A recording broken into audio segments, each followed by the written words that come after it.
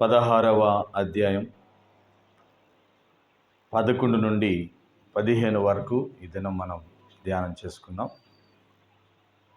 11 నుండి 15వ వచనం వరకు చదువుదామా? కాబట్టి మేము త్రోయను విడిచి ఓడ ఎక్కి తిన్నగా సముద్ర కేకును మరునాడు నెయాపోలికిని అక్కడ నుండి ఫిలిప్పికిని వచ్చితిమి. మాసిదోనియా దేశములో ఆ ప్రాంతమునకు అది ముఖ్య పట్టణమును రోమీల ప్రవాస స్థానమునై ఉన్నది. మేము కొన్ని దినముల ఆ పట్టణములో ఉంటిమి. విశ్రాంతి దినమున గవిని దాటి నదీ తీరమున ప్రార్థన జరుగుననుకుని అక్కడికి వచ్చి కూర్చుండి కూడి వచ్చిన స్త్రీలతో మాట్లాడుచుంటిమి. అప్పుడు లూదియా అను దైవభక్తి గల ఒక స్త్రీ వినుచుండెను. ఆమె ఓదారంగు పొడిని అమ్ము తుయతైరా పట్టణస్థురాలు. ప్రభువు ఆమె హృదయమును తెరిచిన గనుక పౌలు చెప్పిన మాటల యందు లక్ష్యముంచెను. ఆమెయు ఆమె ఇంటివారును బాప్తిస్మము పొందినప్పుడు ఆమె, నేను ప్రభువునందు విశ్వాసము గల దానని మీరు ఎంచితే నా ఇంటికి వచ్చి ఇండుడని వేడుకుని మమ్మను బలవంతము చేసెను.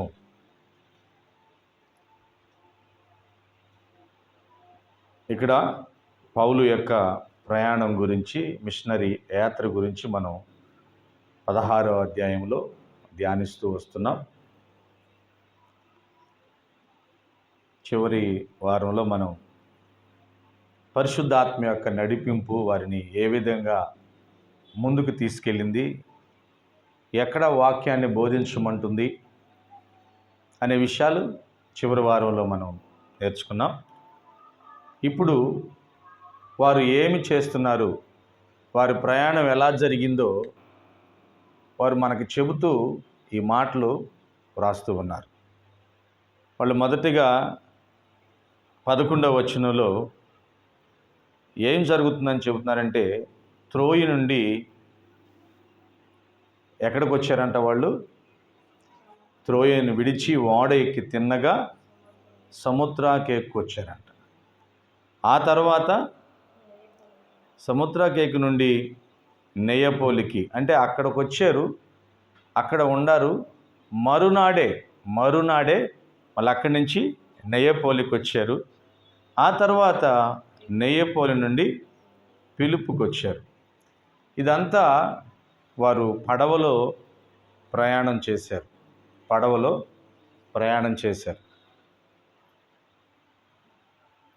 వాళ్ళ ప్రయాణం అంతా అలా సాగుతూ ముందుకు వెళుతూ ఉంది. చివరగా వాళ్ళు ఆ ఫిలిప్పు వచ్చి ఫిలిప్పులో ఆగిపోయారు. అక్కడ మనం చూస్తే ఇక మ్యాప్లో చూడండి, ఎక్కడి నుంచి బయలుదేరారు వాళ్ళు? త్రోయ నుండి బయలుదేరి సముద్రేక వచ్చారు. తర్వాత నెయాపోలికి వచ్చారు. నెయాపోలి నుంచి ఫిలిప్పుకి వచ్చారు. ఇప్పుడు ఫిలిప్పులో ఆగిపోయారు. ఫిలిప్పులో ఎందుకు ఆగారు అంటే, అది ముఖ్య పట్టణం, రోమా సామ్రాజ్యానికి ముఖ్య పట్టణం. అక్కడికి చాలామంది వ్యాపారస్తులు వస్తూ పోతూ ఉంటారు. అంటే ఒక డిస్టిక్ అన్నమాట. అక్కడి నుంచి అన్ని వ్యాపార లావాదేవీలు జరుగుతూ ఉంటాయి. కాబట్టి ఇక్కడ స్వార్థ ప్రకటించడానికి అనుకూలత, అవకాశం. ఎందుకంటే పౌలు ఎక్కడికి ప్రయాణం చేసినా ఆయన యొక్క ముఖ్య ఉద్దేశం ఏంటంటే శుభవార్త చెప్పాలి, యేసు క్రీస్తుని గురించిన సువార్తను ప్రకటించాలి. ఏదో ఒక రకంగా అవకాశాన్ని, అనుకూలతను ఏర్పాటు చేసుకోవాలి. ఇది వాళ్ళ మిషనరీ యాత్రలో వాళ్ళ యొక్క ముఖ్య ఉద్దేశం. కాబట్టి వాళ్ళు ప్రయాణమైనప్పుడు దేవుని యొక్క సహాయాన్ని, పరిశుద్ధాత్మ యొక్క సహాయాన్ని అడుగుతూ ఉంటారు. పరిశుద్ధాత్మ దేవుడు ఈ రీతిగా ప్రయాణం అన్నప్పుడు ఆ రీతిగా వాళ్ళు ప్రయాణం అవుతూ ఉంటారు. వీళ్ళంతా ముందు త్రోయను విడిచారు, సముద్రాకే వచ్చారు. ఆ తర్వాత నెయాపోలికి వచ్చారు. నెయాపోలి నుంచి పిలుపుకి వచ్చారు. ఈ పిలుపు మాసిదోనియాకి ఆ ప్రాంతంలో దగ్గరలో ఉంది. అక్కడ వ్యాపారాలు జరుగుతూ ఉంటాయి. ఆ 12వ వచనంలో కూడా మనం అదే మాటలు వింటున్నాం. మాసిదోనియా దేశంలో ఆ ప్రాంతమునకది ముఖ్య పట్టణమును రోమియుల ప్రవాస స్థానమునై ఉన్నది. మేము కొన్ని దినములు ఆ పట్టణములో ఉన్నాము. ఎందుకంటే అక్కడ జన సంచారం బాగుంది. చాలామంది వస్తూ పోతూ ఉంటారు. ఇక్కడ మనం సువార్త ప్రకటించడానికి విశ్రాంతి దినములో ఆ సమయంలో మనం వెళ్ళి ఆ సమాజ మందిరంలో కూడుకుని ప్రార్థన చేయడానికి బాగుంటుందనే ఒక ఉద్దేశంతో వాళ్ళు ఆగారు. ఒకరోజు ఏం జరుగుతుందో మనం చూద్దాం. 13వ వచనం. విశ్రాంతి దినమున గవిని దాటి నదీ తీరమున ప్రార్థన జరుగుననుకుని అక్కడికి వచ్చి కూర్చుండి కూడి వచ్చిన స్త్రీలతో మాట్లాడుచున్నారు. వీళ్ళు 13వ వచనం మనం జాగ్రత్తగా గమనిస్తే అక్కడ ఏం జరుగుతుందంటే ప్రార్థన జరుగుతుంది, నదీ తీరములో ప్రార్థన జరుగుతుంది అనే ఆశతో వీళ్ళు అక్కడికి వచ్చారు. ఏదో యాదృచ్ఛికంగా రాలా, ఖచ్చితంగా అక్కడ ప్రార్థన జరుగుతుంది, మనం కూడా అక్కడికి వెళ్ళి ప్రార్థనలో ఏకీభవిద్దాం, దేవుని అవకాశం ఉంటే ఖచ్చితంగా దేవుని కొన్ని మాటలు మనం తెలియచేయొచ్చు అని ఒక మంచి ఉద్దేశంతో అక్కడికొచ్చి వీరు కూర్చుని ఉన్నారు. అంతలో ఏం జరుగుతుంది, అక్కడ కొంతమంది స్త్రీలు వచ్చి కూర్చున్నారు. కొంతమంది స్త్రీలు వచ్చి కూర్చున్నప్పుడు వీరు మాట్లాడుతూ ఉన్నారు. ఎందుకంటే అక్కడ ఎప్పుడు ప్రార్థన జరుగుతూ ఉండొచ్చాము, బహుశా ఆ నదీ తీరం దగ్గర మంచి వాతావరణం ఉండొచ్చు. కాబట్టి ఎక్కువ సమయం అక్కడ ఆ విశ్రాంతి దినాలప్పుడు కొంతమంది కూడుకుని ప్రార్థన చేసుకునే ఆ ప్రదేశమై ఉండొచ్చు అది. కాబట్టి వీళ్ళు కూడా ఆ ప్రదేశంలో ప్రార్థన జరిగిద్దని రావడానికి కారణమైంది. వచ్చారు, చక్కగా కూర్చున్నారు. ఏ విధంగా వచ్చారు, ఏ ఆశతో వచ్చారు? వాళ్ళు ప్రార్థన జరుగుతుందని ఆశతో వచ్చారు. హల్లెలూయా. అంటే మనం కూడా ఈ మాటలు ధ్యానిస్తున్నప్పుడు, అపోస్తల కార్యంలో సంఘం గురించి, సంఘ చరిత్ర గురించి ధ్యానిస్తున్నప్పుడు మనం కూడా ఆలోచించాలి కొన్ని విషయాలు. మనం ఏ ఆశతో రావాలి? ఎక్కడికైనా కుటుంబ ప్రార్థనలకు వెళ్తున్నప్పుడు, ఏదైనా ప్రాంతంలో కూడుదలకు వెళ్తున్నప్పుడు, లేకపోతే ఒక ప్రయాణం చేస్తున్నప్పుడు, మనం పర్పస్ ఏదైనప్పటికీ మన అంతరంగంలో ఒక ఉద్దేశం ఉండాలి. అక్కడ ఒక సువార్త చెప్పాలి, అవకాశం రావాలి, అనుకూలతను దేవుడు మాకు దయచేయాలి అనే ఒక ఉద్దేశం, ఆ ఆసక్తి, ఆశ మనలో రావాలి. పౌలులో ఈ ఆశ ఉంది, ఈ ఆసక్తి ఉంది. ఎక్కడికి వెళ్ళినా సువార్త చెప్పాలి, ఎవరో ఒకళ్ళు దేవుడు మాకు చూయించాలి. ఎప్పుడైతే ఆ ఆసక్తితో మనం ప్రయాణం చేస్తామో దేవుడు ఖచ్చితంగా ఆశను తీరుస్తాడు. ఆమేన్. ఎందుకంటే బైబిల్ చెబుతుంది కదా, ఆశ గల ప్రాణాన్ని దేవుడే తృప్తిపరుస్తాడు. నీకే ఆశ ఉంటే ఆశ. చాలామంది మన ఆశలు ఎలా ఉంటాయంటే లోకంలో ఉన్న ఆశల మీద పరిగెడుతుంది. అంత ఉండాలి, ఇలా చేయాలి, ఎలా వెళ్ళాలి, ఇంకా చాలా చాలా ఊహలతో, మన కోరికలతో, అటువంటి ఆశతో మనం పరిగెడుతూ ఉంటాం. కానీ వీళ్ళ మిషనరీ యాత్రలో వీళ్ళ ఆశ అంతా ఏంటంటే కొందరినైనా యేసు వైపు నడిపించాలనే ఆశ. కొందరికి నామకార్థ క్రైస్తవ జీవితం నుంచి, మతపరమైన క్రైస్తవ జీవితం నుంచి నిజ క్రైస్తవ జీవితంలోనికి నడిపించాలనేదే పౌలు యొక్క ఉద్దేశం. కాబట్టి ఆయన తపన, ఆయన ఆకలి దప్పులన్నీ సువార్త ప్రకటించాలని ఆ ఆశతో వెళ్ళాడు, కూర్చున్నాడు. కొంతసేపటి కొంతమంది స్త్రీలు వచ్చి అక్కడ కూర్చున్నారు. వారితో మాట్లాడటం ప్రారంభించాడు. ఆమేన్. అందరూ చెబుదాం హల్లెలూయా. వారితో మాట్లాడటం ప్రారంభించాడు. చూడండి 14వ వచనం. అప్పుడు లూదియా అను దైవభక్తి గల ఒక స్త్రీ వినుచుండెను. వారిలో ఎవరున్నారు? లూదియా అనే దైవభక్తి గల ఒక స్త్రీ. ఇక్కడ ఈమె గురించి మనం రెండు విషయాలు ఈ వచనాల్లో చూస్తే, ఒకటి ఆమె భక్తురాలు, దైవ భక్తురాలు. మరి దైవ భక్తురాలు వింటూ ఉందంతే. ఇక్కడే దేవుడు తనను దర్శించాడు వాస్తవంగా. కానీ దేవుడు తనను దర్శించకపోయినా బిరుదైతే ఏముంది తనకి? భక్తురాలు. భక్తురాలు. జాగ్రత్తగా వినాలి మనం ఈ మాటలు. మన జీవితాల్లో కూడా చాలామంది భక్తులుగా పిలువబడతారు. కానీ హృదయం అయితే తెరవబడదు. అంతరంగం అయితే మార్పు లేదు. బైబిల్లో కీర్తనకారుడు రాశాడు 128వ దావీదు కీర్తనలో, యెహోవా యందు భయభక్తులు కలిగిన వారు. అంటే ఏముండాలి? భయము, భక్తి కలిగిన వారు దీవించబడతారు. ఓ మంచి కుటుంబంగా ఉంటారు. వాళ్ళకి మేలే కలుగుతుంది, కీడు సంభవించదు. వారి పిల్లలు ఆ భోజనపు బల్ల చుట్టూ ఒలీవ మొక్కల వలె ఎదుగుతారని,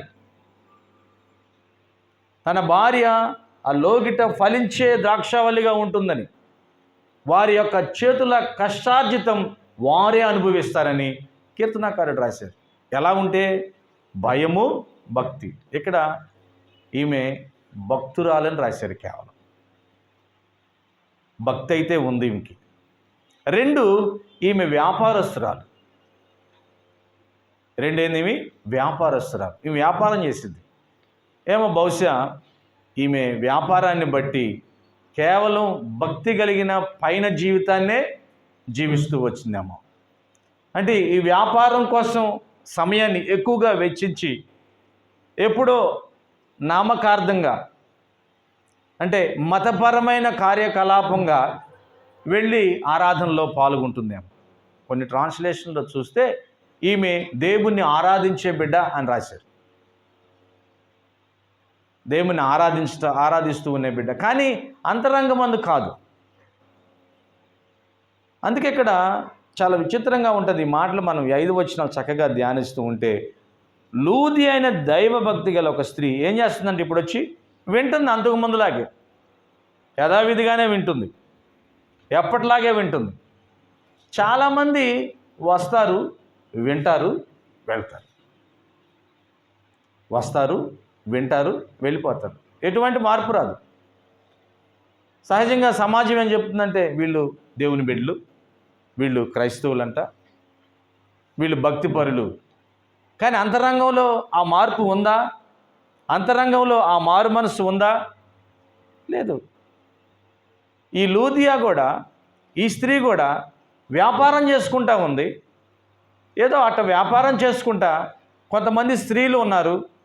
మేబీ తనకు కూడా అక్కడ ప్రార్థన జరుగుతుందని తెలిసేమో మరి. ఎందుకంటే అది ప్రార్థన జరిగే స్థలం కాబట్టి. తను కూడా వెళ్ళి కూర్చుంది, తను కూడా వినటం ప్రారంభించింది, వింటూ ఉంది. చూడండి, ఆమె బయోడేటా ఇచ్చారు ఇక్కడ. ఆమె ఎవరంట? ఆమె ఊదా రంగు పొడిని అమ్ము తుయతైరా పట్టణస్థురాలు. ఆమె ఏ పట్టణం నుంచి వచ్చింది? తుయతైరా పట్టణస్థురాలు. అంటే మనం ముందుగానే ధ్యానం చేసాం. ఇక్కడికి ఎవరు వస్తారు? ఈ పిలుపుకి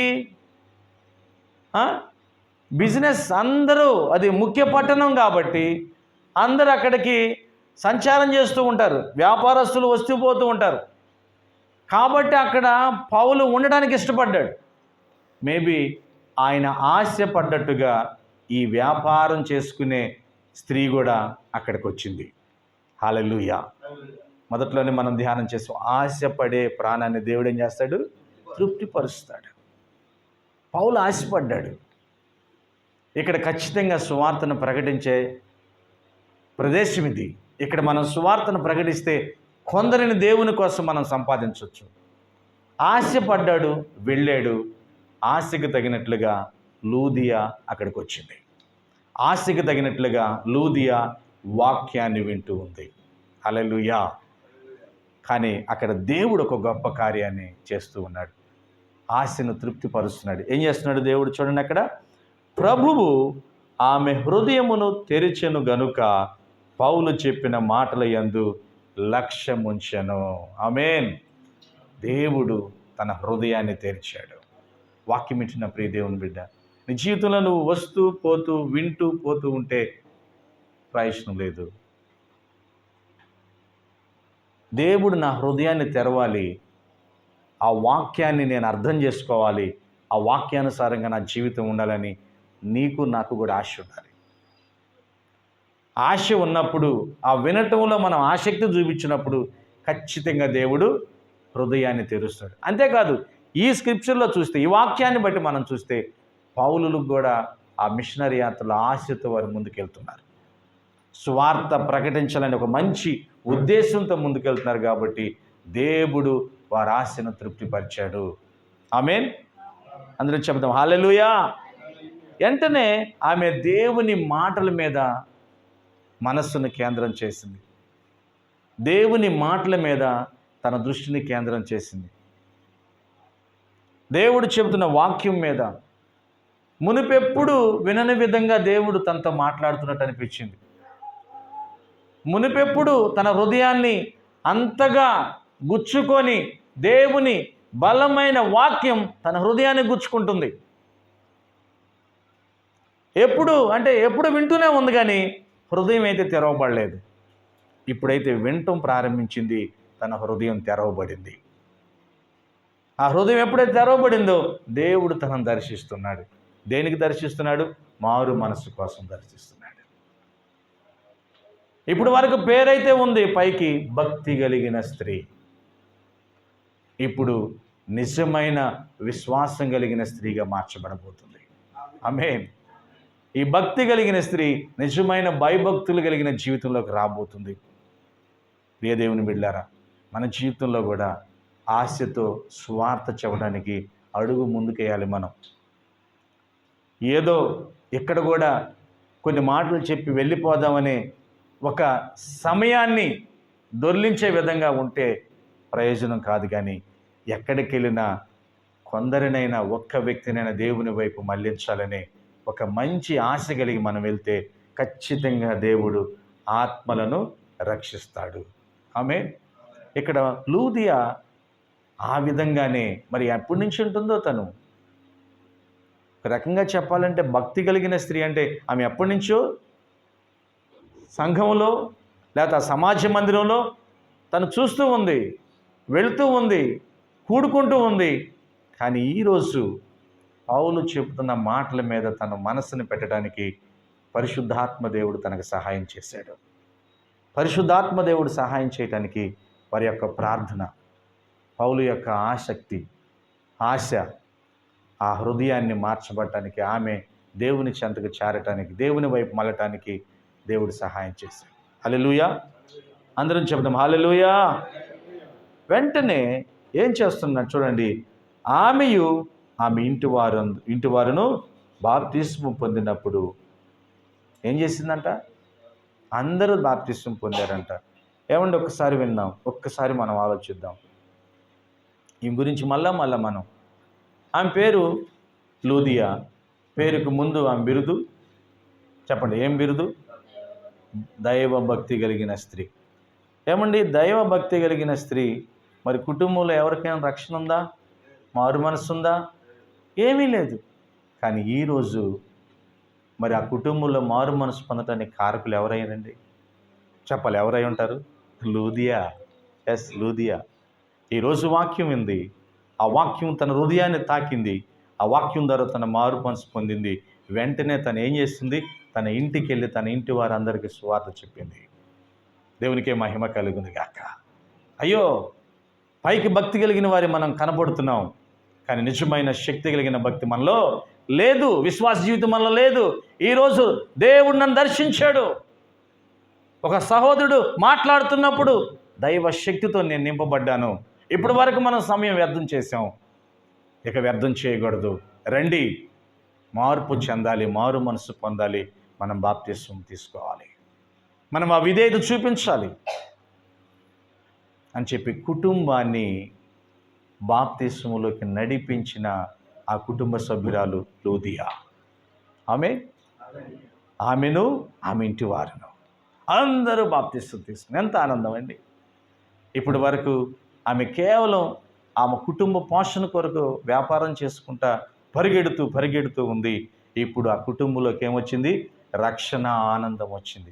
ఎంత రక్షణ ఆనందం అంటే, అయ్యా ఈ ఆనందం మీతో మేము పంచుకోవాలయ్యా, దైవ సేవకులుగా మీతో మేము ఆనందాన్ని అనుభవించాలయ్యా.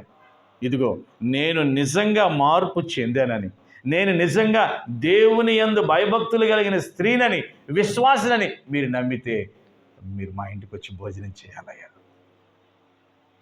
మీరు మా బలవంతపరుస్తుంది. కారణం ఏంది? అక్కడ ఒకసారి మనం అది విందాం. నేను ప్రభునందు విశ్వాసము గలదనని మీరు ఎంచితే అంటే ఇప్పటి వరకు ఏమైంది? తన జీవితం ఏంటి? పైకి మాత్రమే బిరుదు, కానీ అవిశ్వాసమైన జీవితం. ఇప్పుడు నమ్మలేరేమో ఇంకా నన్ను. నేను నిజంగా విశ్వాసిని అంటే నమ్ముతారో లేదో?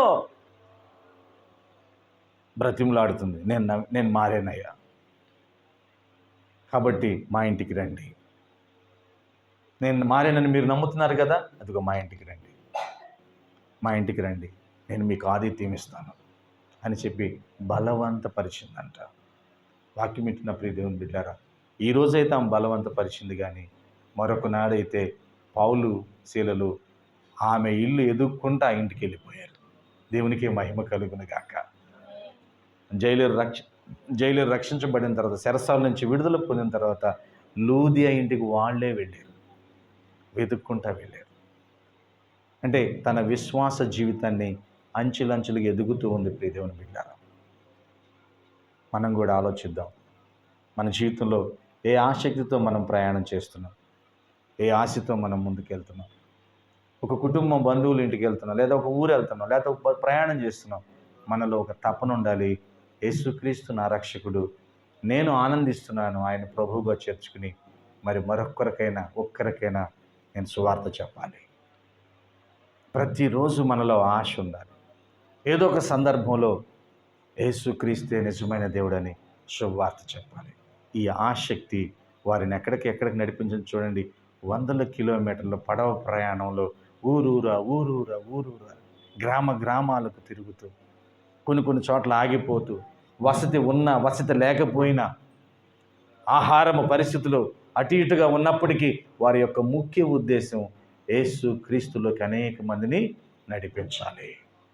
ఈ ఆసక్తి ఇదిగో తాత్కాలికమైన భక్తిలో జీవిస్తున్న లూదియాని మారు మనసులోకి తీసుకురావడానికి కారణమైంది.